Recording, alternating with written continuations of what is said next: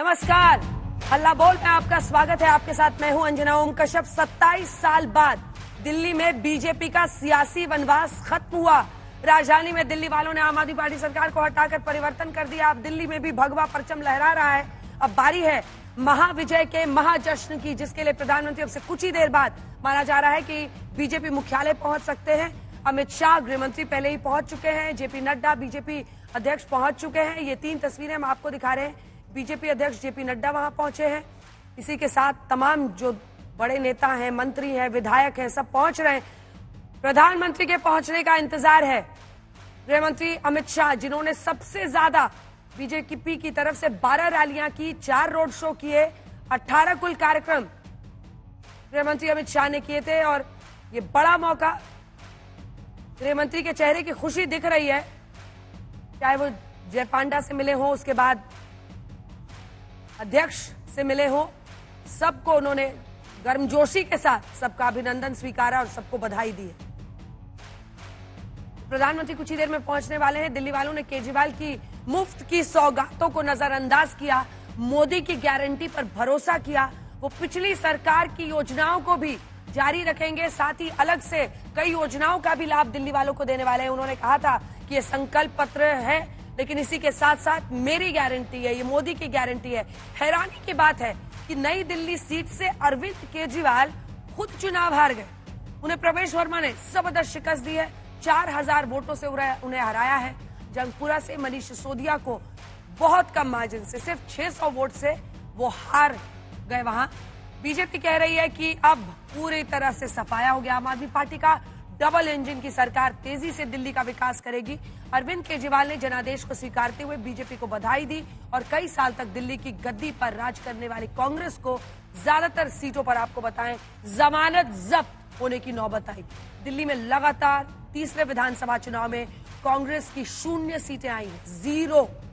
BJP ने narrative set करने में कामयाबी हासिल की। आम आदमी पार्टी के सभी नेता कट्टर ईमानदार नहीं, कट्टर बेईमान है, ये बीजेपी ने कहा।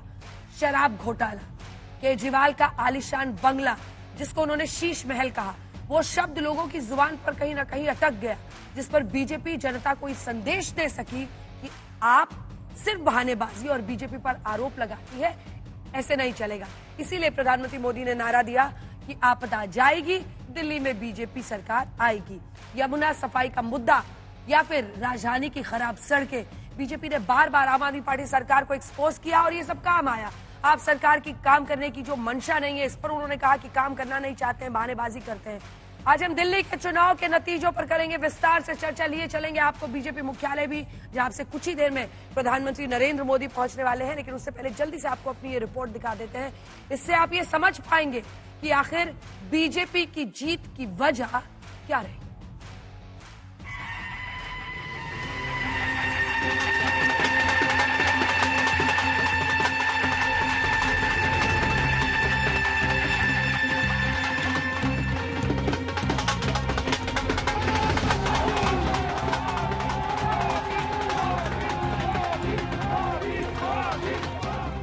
राजधानी दिल्ली के सियासी रण में आम आदमी पार्टी की करारी शिकस्त के साथ बीजेपी का 27 साल का वनवास खत्म हुआ। अब दिल्ली में भी भगवा परचम लहरा रहा है। दिल्ली बीजेपी अध्यक्ष वीरेंद्र सचदेवा ने रुझानों में बहुमत के बाद राष्ट्रीय अध्यक्ष जेपी नड्डा से मुलाकात की।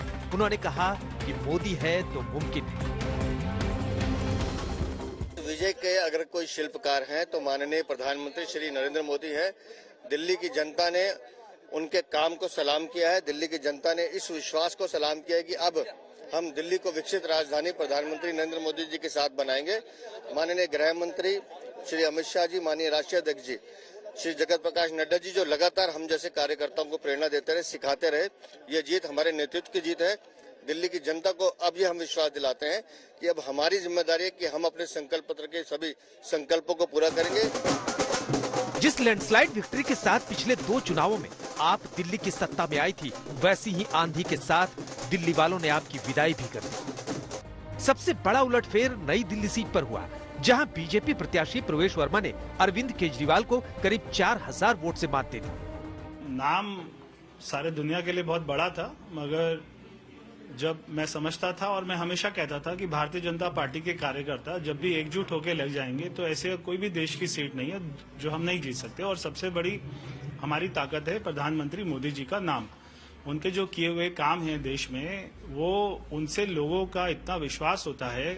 दिल्ली में उन्होंने इतने काम किए हैं तो सभी ने प्रधानमंत्री जी के ऊपर में इतना विश्वास जताया है और ये जीत प्रधानमंत्री जी की है।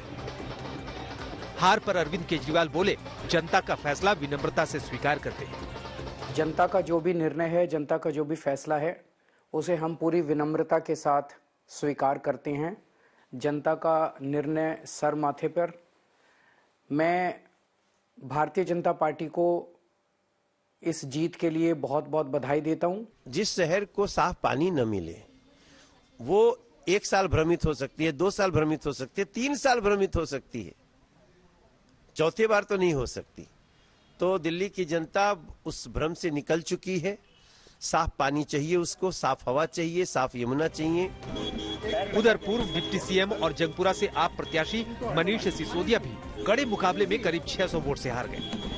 जंगपुरा के लोगों ने, जंगपुरा विधानसभा के लोगों ने भी बहुत प्यार मोहब्बत सम्मान दिया, लेकिन 600 वोट से लगभग 600 वोट से उसमें हम पीछे रह गए। तो मैं जो कैंडिडेट जीते हैं उनको बधाई देता हूं और उम्मीद करता हूं कि जंगपुरा की समस्याओं को वो हल करेंगे। केजरीवाल और आपके बड़े नेताओं की करारी हार के बाद उनके पुराने सहयोगी कुमार विश्वास ने तंज कसा। उधर वो हाथों में पत्थर बदलते रहते हैं, इधर भी अहले जुनू सर बदलते रहते हैं। ये दबदबा, ये हुकूमत, ये नशे दौलत, किराएदार हैं, सब घर बदलते रहते हैं। पहली क्लास से पढ़े हुए, प्राइमरी से LKG से साथ पढ़े हुए जिस व्यक्ति ने खीर खाते हुए मेरी भोली पत्नी को ये कहा था, अभी तो ताकत है, मैं आज शाम उसकी ताकत अनुभव करना चाहता हूं कि कितनी बची है। हालांकि दिल्ली की सीएम रही आतिशी कालका जी से चुनाव जीतने में कामयाब हो गई। अपनी पूरी टीम का धन्यवाद करना चाहती हूँ जिन्होंने बाहुबल, गुंडागर्दी, मार पिटाई का सामना भी करते हुए जमीनी स्तर पे मेहनत करी और जनता तक पहुंचे। बाकी दिल्ली की जनता का जनादेश है, हमें जनादेश स्वीकार है। ये मैं अपनी सीट जीती हूँ, लेकिन ये जीत का समय नहीं है, ये जंग का समय ही है। जंग जारी रहेगी भारतीय जनता पार्टी के खिलाफ। अगर इतिहास हम देखें तो वो गवाह है कि अगर कभी भी किसी भी महिला के खिलाफ कुछ गलत हुआ है तो भगवान ने उन गलत करने वाले लोगों को दंड दिया है। लोगों ने इन सब इश्यूज पे त्रस्त होकर आज ये हाल करके दिया है कि अरविंद केजरीवाल जी खुद अपनी सीट हार चुके हैं। दिल्ली के चुनाव में धुआंधार प्रचार कर केजरीवाल को यमुना में डुबकी चैलेंज देने वाले यूपी के सीएम योगी आदित्यनाथ ने भी प्रचंड जीत की बधाई दी। दिल्ली विधानसभा चुनाव का परिणाम और उत्तर प्रदेश की अयोध्या जनपद की मिल्कीपुर विधानसभा उपचुनाव का परिणाम झूठ एवं लूट की राजनीति पर पूर्ण विराम का स्पष्ट संकेत कर रही है। तो मिल्कीपुर में भी बहुत बड़ी जीत मिली है भारतीय जनता पार्टी को और उसी पर आप योगी आदित्यनाथ को सुन रहे थे। सुधांशु त्रिवेदी, राष्ट्रीय प्रवक्ता भारतीय जनता पार्टी के सांसद हमारे साथ जुड़े हैं। अभय दुबे जी हमारे साथ प्रवक्ता कांग्रेस पार्टी के जुड़े हैं और ऋतुराज झा हमारे साथ जुड़े हैं, जो रोज यहाँ पे स्टूडियो में बैठ के लड़ते थे और आपने वादा किया था कि रिजल्ट वाले दिन आएंगे तो ये जो ब्लड बाथ हुआ है आपकी पार्टी के साथ उस पर चर्चा आपसे करेंगे। लेकिन इससे पहले आपको बता दें, 2 खास मेहमान यहाँ पर भी हमारे साथ है।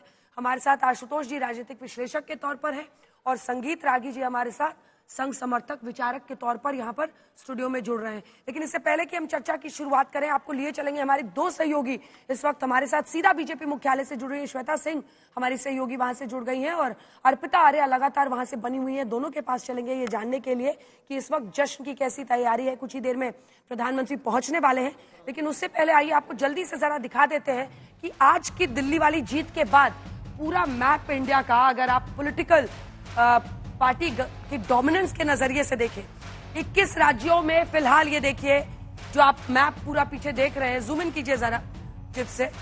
21 राज्यों में एनडीए की सरकार है, जिसमें 15 में बीजेपी की सरकार हो गई है। 14 राज्यों में थी, अब दिल्ली, अरुणाचल प्रदेश, छत्तीसगढ़, मध्य प्रदेश, गोवा, गुजरात, हरियाणा, मणिपुर, त्रिपुरा, उत्तर प्रदेश, उत्तराखंड, महाराष्ट्र, असम, ओडिशा और राजस्थान।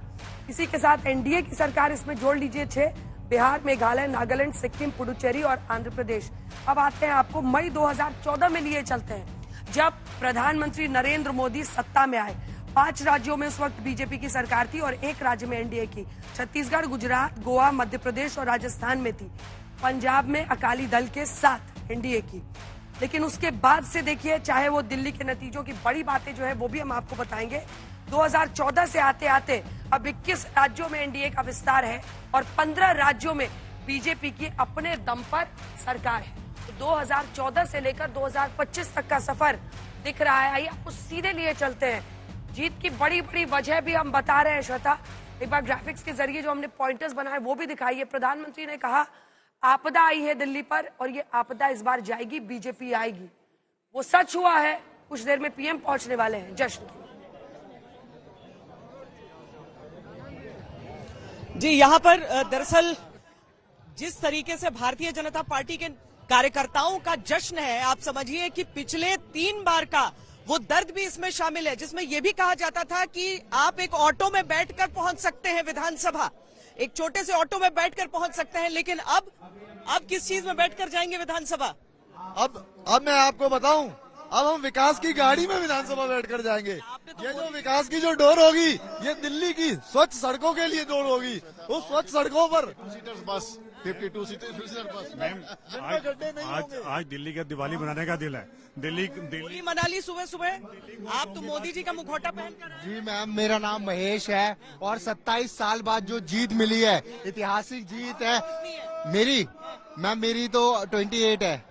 दिल्ली के युवाओं के चेहरे खिलखिला रहे हैं, ये मोदी जी की सरकार है। देखो, बुराई पे भलाई की जीत हुई है और बुराई का अंत हुआ है। अब दिल्ली का विकास होगा और विकास के साथ साथ बहुत सारी हमारी स्वास्थ्य की, एजुकेशन, सड़क, सारी डेवलपमेंट होगा। और जो देखिए अब विश्लेषण का समय नहीं है, अभी जश्न का समय है। और वो कह रहे हैं बिहार वालों पर ध्यान दिया जाए और बिहार वालों को बीजेपी पर ध्यान देना है। अभी आप ये बोलिए। बट हमने अपने बिहार का बदला लिया इससे। आप हमें आजा सेलिब्रेशन कर लेने दीजिए।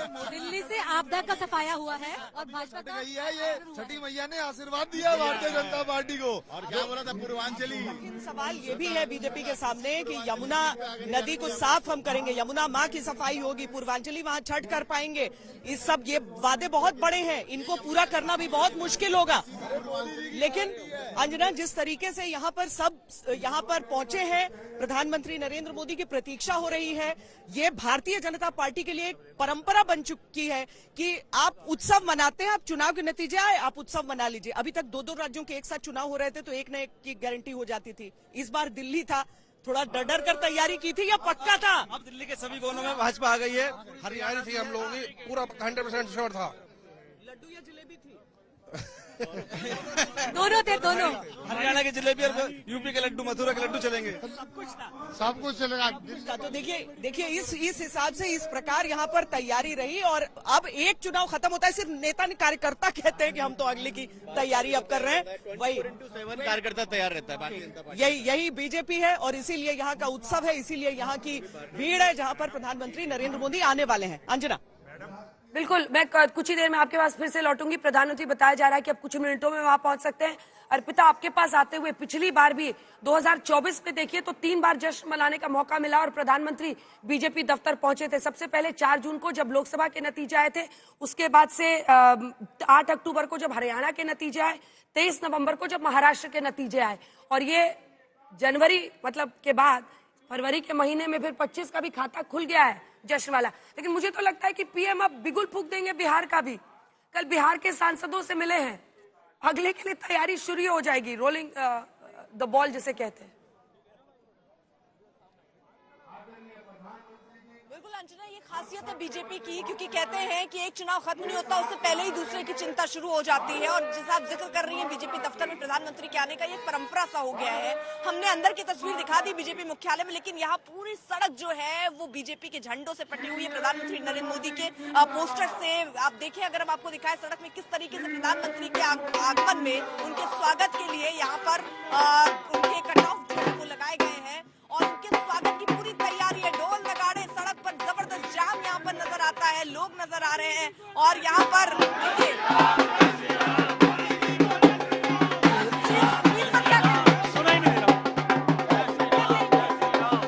अब 27 साल बाद दिल्ली में कमल खिला है, 27 साल बाद दिल्ली में कमल खिला है।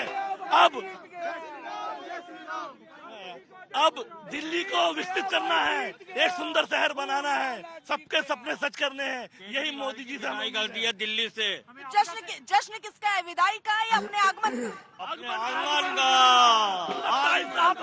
आपदा से मुक्ति का, मोदी जी के शासन में आने का, और हमें जो है मैडम केजरीवाल जी का जाने का जश्न है ये। उसके बाद बीजेपी की जीत का जश्न है। पहला केजरीवाल का जाने का और दूसरा बीजेपी के आने का, क्योंकि केजरीवाल ने हाहाकार मचा रखा था, नर्क बना रखा था दिल्ली को।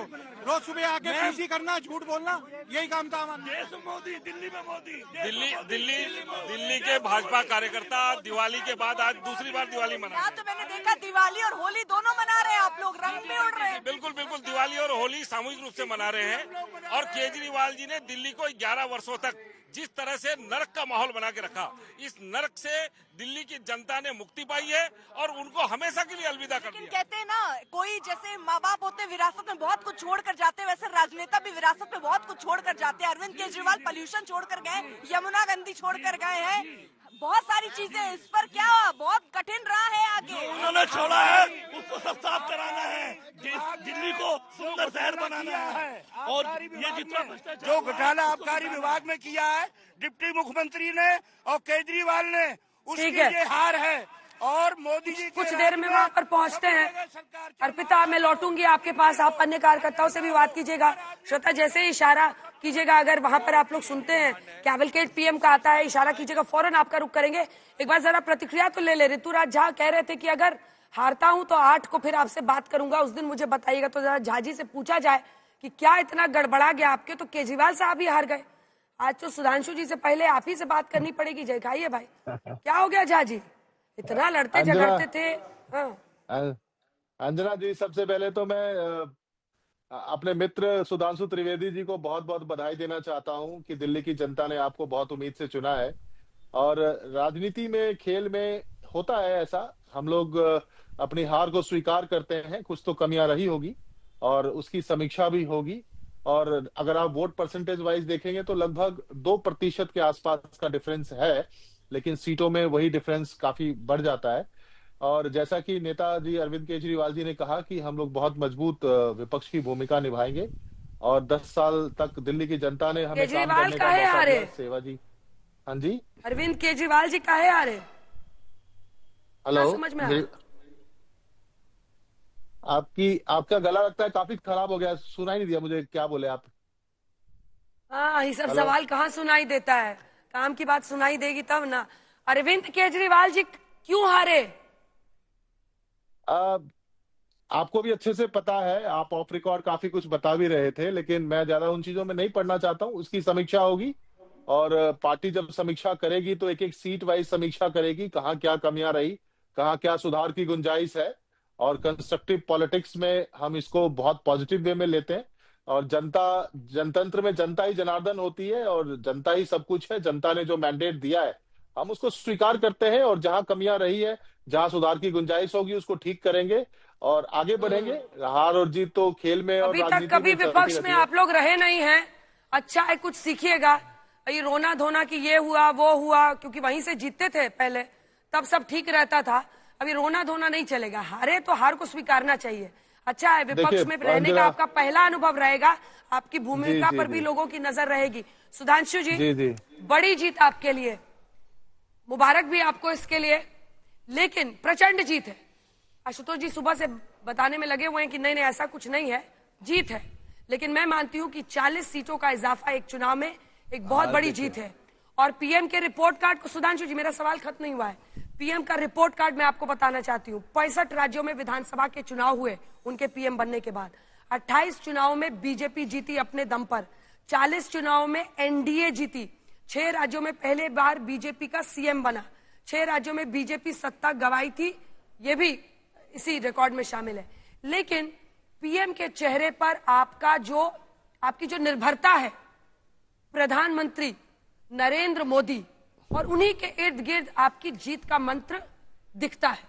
ये पार्टी के लिए, आपको, आपके क्षेत्रीय नेताओं के लिए, क्या आपको नहीं लगता है कि एक ऐसा संकेत है जिस पर आपको काम करने की जरूरत है? देखिए, पहली बात तो मैं कहूंगा, ऋतुराज जी ने जिस प्रकार की विनम्रता का परिचय अभी दिया, यदि इसका अंश भी आम आदमी पार्टी ने चुनाव से पहले दिखाया होता तो शायद इतनी बुरी दुर्गति नहीं होती। अब आपके प्रश्न का उत्तर देता हूं। देखिए, यह प्रधानमंत्री श्री नरेंद्र मोदी जी के विषय में यह विचार रखना कि सब उनके इर्द गिर्द है तो स्वाभाविक है, मगर आप सोचिए, नैसर्गिक रूप से वह नेतृत्व खड़ा करने की क्षमता भारतीय जनता पार्टी के अंदर है। और मैं एक नहीं अनेक बार बोल चुका हूं, क्योंकि हमारे यहां व्यक्ति निर्माण होता है और इसलिए पार्टी और नेता को अलग करके सोचने की जो ये प्रवृत्ति है, ये दूसरे दलों की है। जहां नेता अपने को पार्टी से बड़ा समझता है, नेता अपने को पार्टी से अलग समझता है। प्रधानमंत्री श्री नरेंद्र मोदी जी भी जब खड़े होते हैं तो क्या नारा लगवाते हैं? वंदे मातरम और भारत माता की जय। और यह सदैव से होता रहा। जब अटल जी थे तो अटल जी के बारे में भी यह कहा जाता था कि साहब, लोग अटल जी को ज्यादा जानते थे, भाजपा कम जानते थे। मुझे बचपन की याद है 1980 के दशक में। आज मोदी जी की वो स्थिति है कि आज पूरे देश में, अब जैसे भी आपने कहा, बताइए, हम लोकसभा का चुनाव बहुत अपेक्षा से कम रहा, उसके उपरांत भी हमने उड़ीसा में पहली बार सरकार बनाई।